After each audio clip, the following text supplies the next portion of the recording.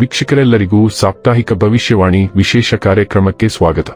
ಸ್ನೇಹಿತರೆ, ಫೆಬ್ರವರಿ ತಿಂಗಳ ಮೊದಲ ವಾರದಲ್ಲಿ ಆದಿತ್ಯ ಮಂಗಳ ಯೋಗವು ಪ್ರಭಾವಶಾಲಿಯಾಗಿರುವುದು. ಈ ವಾರದ ಆರಂಭದ ಸಮಯದಲ್ಲಿ ಸೂರ್ಯ ಮತ್ತು ಮಂಗಳನ ಸಂಯೋಗವು ಮಕರ ರಾಶಿಯಲ್ಲಿ ರೂಪುಗೊಳ್ಳಲಿದೆ. ಇದರಿಂದಾಗಿ ಆದಿತ್ಯ ಮಂಗಳ ಯೋಗದ ನಿರ್ಮಾಣವಾಗುವುದು. ಜ್ಯೋತಿಷ್ಯ ಶಾಸ್ತ್ರದಲ್ಲಿ ಆದಿತ್ಯ ಮಂಗಳ ಯೋಗವನ್ನು ಬಹಳ ಲಾಭದಾಯಕ ಎಂದು ಹೇಳಲಾಗುತ್ತದೆ. ಶಾಸ್ತ್ರದಲ್ಲಿ ಹೇಳುವ ಪ್ರಕಾರ ಆದಿತ್ಯ ಮಂಗಳ ಯೋಗವು ಬಹಳ ಪ್ರಭಾವಶಾಲಿಯಾಗಿರುವುದು. ಈ ಯೋಗವು ವ್ಯಕ್ತಿಗೆ ಗೌರವ, ಖ್ಯಾತಿಯೊಂದಿಗೆ ದೊಡ್ಡ ಯಶಸ್ಸು ಮತ್ತು ಸಾಹಸವನ್ನು ಮಾಡುವಂತೆ ಪ್ರೇರೇಪಿಸುವುದು. ಗ್ರಹಗಳ ಶುಭ ಸಂಯೋಗದಿಂದಾಗಿ ಫೆಬ್ರವರಿ ತಿಂಗಳ ಮೊದಲ ವಾರದಲ್ಲಿ 5 ರಾಶಿಗೆ ಸೇರಿದ ಜನರಿಗೆ ಲಾಭ ದೊರಕುವುದರೊಂದಿಗೆ ಹೊಸ ಅವಕಾಶಗಳ ಪ್ರಾಪ್ತಿಯೂ ಕೂಡ ಆಗುವುದು. ಜೊತೆಗೆ ಜೀವನದಲ್ಲಿ ಸುಖ ಸಮೃದ್ಧಿ ನೆಲೆಸುವುದು. ಹಾಗೆ ದೊಡ್ಡ ಪ್ರಯೋಜನಗಳನ್ನು ಈ ಅವಧಿಯಲ್ಲಿ ಹೊಂದುವಿರಿ.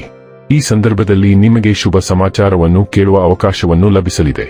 ಫೆಬ್ರವರಿ 2 ರಿಂದ ಫೆಬ್ರವರಿ 8 ರವರೆಗಿನ ವೃಶ್ಚಿಕ ರಾಶಿಯವರ ಭವಿಷ್ಯವನ್ನು ತಿಳಿದುಕೊಳ್ಳೋಣ.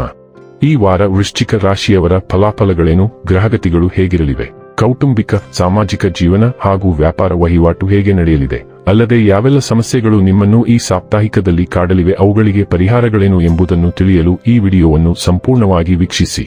ನೀವಿನ್ನೂ ನಮ್ಮ ಚಾನೆಲ್ ಸಬ್ಸ್ಕ್ರೈಬ್ ಮಾಡದೇ ಇದ್ದರೆ ಕೂಡಲೇ ನಮ್ಮ ಚಾನೆಲ್ ಸಬ್ಸ್ಕ್ರೈಬ್ ಮಾಡಿ. ಹೆಚ್ಚಿನ ವಿಡಿಯೋ ಅಪ್ಡೇಟ್ಗಾಗಿ ಪಕ್ಕದ ಬೆಲ್ ಐಕಾನ್ ಬಟನ್ ಕ್ಲಿಕ್ ಮಾಡಿ. ಸ್ನೇಹಿತರೆ, ವೃಶ್ಚಿಕ ರಾಶಿಗೆ ಸೇರಿದ ಜನರಿಗೆ ಈ ವಾರವು ಬಹಳಷ್ಟು ಶುಭವಾಗಿರಲಿದೆ. ಈ ವಾರ ವೃಶ್ಚಿಕ ರಾಶಿಗೆ ಸೇರಿದ ಜನರು ತಮ್ಮ ಕಠಿಣ ಪರಿಶ್ರಮಕ್ಕೆ ಉತ್ತಮ ಫಲವನ್ನು ಪಡೆಯುವರು.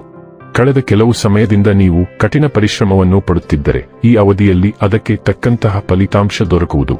ಈ ವಾರ ಕೆಲಸದ ಸ್ಥಳದಲ್ಲಿ ಹೆಚ್ಚಿನ ಲಾಭವನ್ನು ಪಡೆಯುವಿರಿ. ಜೊತೆಗೆ ಆರ್ಥಿಕವಾಗಿ ಖರ್ಚುಗಳು ಹೆಚ್ಚಾಗುವ ಸಂಭವವಿದೆ. ಯಾವುದಾದರೂ ಹೊಸ ಹೂಡಿಕೆಯ ಬಗ್ಗೆ ಯೋಚಿಸುತ್ತಿದ್ದರೆ ಈ ಅವಧಿಯು ನಿಮಗೆ ಉತ್ತಮವಾಗಿರುವುದು. ಈ ವಾರ ನೀವು ಹಿರಿಯರ ಆರೋಗ್ಯಕ್ಕೆ ಸಂಬಂಧಿಸಿದಂತೆ ಸ್ವಲ್ಪ ಸಮಸ್ಯೆಯನ್ನು ಎದುರಿಸಬಹುದು. ಆದರೆ ನಿಮ್ಮ ಸೇವೆಯಿಂದಾಗಿ ಅವರ ಆರೋಗ್ಯದಲ್ಲಿ ಸುಧಾರಣೆಯಾಗುವುದು. ಚಂದ್ರ ರಾಶಿಗೆ ಹೋಲಿಸಿದರೆ ಕೇತು 10ನೇ ಮನೆಯಲ್ಲಿರುವುದರಿಂದ ಈ ವಾರ ಬೇಸರಗೊಳ್ಳುವ ಬದಲು ನಿಮ್ಮ ಹೆಚ್ಚುವರಿ ಸಮಯವನ್ನು ಮನೆಯಲ್ಲಿಯೇ ಕಳೆಯಲು, ನಿಮ್ಮ ಹವ್ಯಾಸಗಳನ್ನು ಅನುಸರಿಸಲು ಅಥವಾ ನೀವು ಹೆಚ್ಚು ಆನಂದಿಸುವ ಕೆಲಸಗಳನ್ನು ಮಾಡಲು ನಿಮಗೆ ವಿಶೇಷವಾಗಿ ಸೂಚನೆ ನೀಡಲಾಗುತ್ತದೆ. ಏಕೆಂದರೆ ಇದರೊಂದಿಗೆ ನೀವು ಒತ್ತಡವನ್ನು ಮುಕ್ತವಾಗಿರಿಸಿಕೊಳ್ಳಲು ಸಾಧ್ಯವಾಗುತ್ತದೆ. ಈ ವಾರ ನಿಮ್ಮ ಹೂಡಿಕೆ ನಿಮ್ಮ ಸಮೃದ್ಧಿ ಮತ್ತು ಆರ್ಥಿಕ ಭದ್ರತೆಯನ್ನು ಹೆಚ್ಚಿಸುತ್ತದೆ. ಚಂದ್ರ ರಾಶಿಗೆ ಹೋಲಿಸಿದರೆ ಗುರು 8ನೇ ಮನೆಯಲ್ಲಿರುವುದರಿಂದ ನಿಮ್ಮ ಹಣವನ್ನು ಸರಿಯಾದ ಸ್ಥಳದಲ್ಲಿ ಹೂಡಿಕೆ ಮಾಡಿ ಮತ್ತು ಯಾವುದೇ ನಿರ್ಧಾರವನ್ನು ಅವಸರದಲ್ಲಿ ತೆಗೆದುಕೊಳ್ಳಬೇಡಿ. ತಾಳ್ಮೆಯನ್ನು ಪರಿಚಯಿಸಿ. ಏಕೆಂದರೆ ನಿಮ್ಮ ಹೃದಯ ಮತ್ತು ಮನಸ್ಸು ಶಾಂತವಾಗಿದ್ದಾಗ ನೀವು ನಿಮಗಾಗಿ ಸರಿಯಾದ ಮತ್ತು ಉತ್ತಮ ನಿರ್ಧಾರವನ್ನು ತೆಗೆದುಕೊಳ್ಳಲು ಸಾಧ್ಯವಾಗುತ್ತದೆ. ಈ ವಾರ ಹೊಸ ಸ್ನೇಹಿತರನ್ನು ಮಾಡಲು ನಿಮ್ಮ ಜ್ಞಾನದ ಬಾಯಾರಿಕೆ ನಿಮಗೆ ಸಹಾಯ ಮಾಡುತ್ತದೆ. ಇದರೊಂದಿಗೆ ಮನೆಯಲ್ಲಿ ಯಾವುದೇ ಸದಸ್ಯರು ಮದುವೆಗೆ ಅರ್ಹರಾಗಿದ್ದರೆ ಈ ವಾರ ಅವರ ವಿವಾಹವನ್ನು ನಿಗದಿಪಡಿಸಿದ ಕಾರಣ ಮನೆಯಲ್ಲಿ ಅನುಕೂಲಕರ ವಾತಾವರಣದ ಸಾಧ್ಯತೆಗಳು ರೂಪುಗೊಳ್ಳುತ್ತಿವೆ. ನಿಮ್ಮ ಗುರಿಗಳನ್ನು ಸಾಧಿಸಲು ನಿಮ್ಮ ಕಾರಣದಿಂದಾಗ ಯಾರಿಗಾದರೂ ಹಾನಿಯಾದರೆ ಅವರನ್ನು ಕ್ಷಮೆಯಾಚಿಸುವ ಅಗತ್ಯವಿದೆ. ಏಕೆಂದರೆ ಮ್ಯಾನುವಿನಿಂದ ತಪ್ಪಾಗುವುದು ಸಾಮಾನ್ಯ, ಆದರೆ ಒಂದೇ ತಪ್ಪನ್ನು ಪದೇ ಪದೇ ಮಾಡುವುದು ಮೂರ್ಖತ್ವ ಎಂದು ನೀವು ಅರ್ಥಮಾಡಿಕೊಳ್ಳಬೇಕು. ನಿಮ್ಮ ಶೈಕ್ಷಣಿಕ ಜಾತಕದ ಪ್ರಕಾರ ವಿದೇಶದಲ್ಲಿ ಅಧ್ಯಯನ ಮಾಡಲು ಕನಸು ಕಾಣುತ್ತಿರುವ ವಿದ್ಯಾರ್ಥಿಗಳಿಗೆ ಈ ವಾರ ತುಂಬಾ ಒಳ್ಳೆಯದು.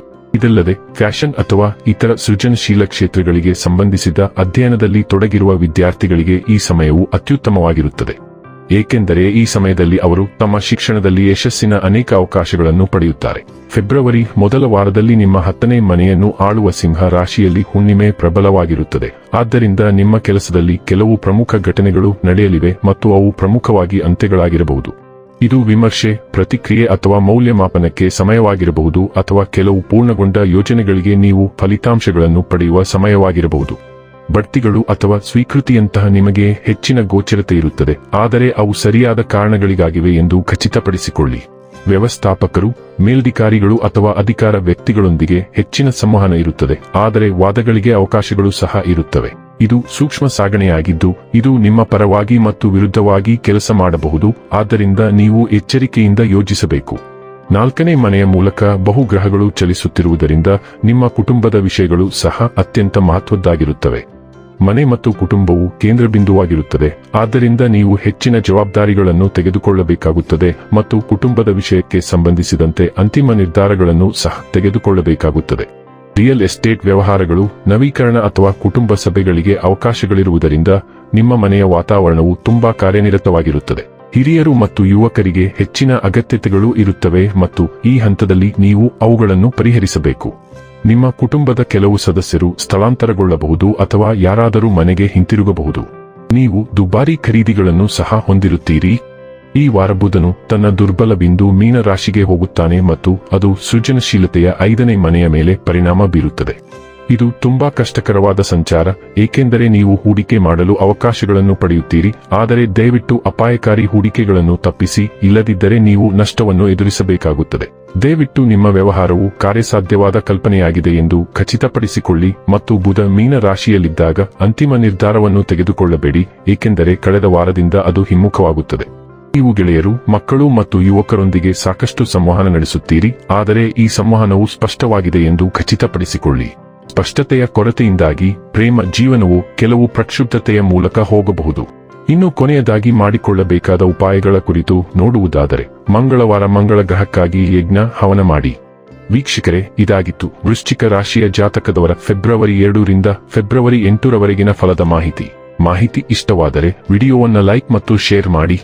ಹಾಗೆ ಚಾನೆಲ್ ಸಬ್ಸ್ಕ್ರೈಬ್ ಮಾಡುವುದರ ಜೊತೆಗೆ ನಿರಂತರ ವಿಡಿಯೋ ಅಪ್ಡೇಟ್ಸ್ಗಳಿಗಾಗಿ ಪಕ್ಕದ ಬೆಲ್ ಐಕಾನ್ ಕ್ಲಿಕ್ ಮಾಡಿ.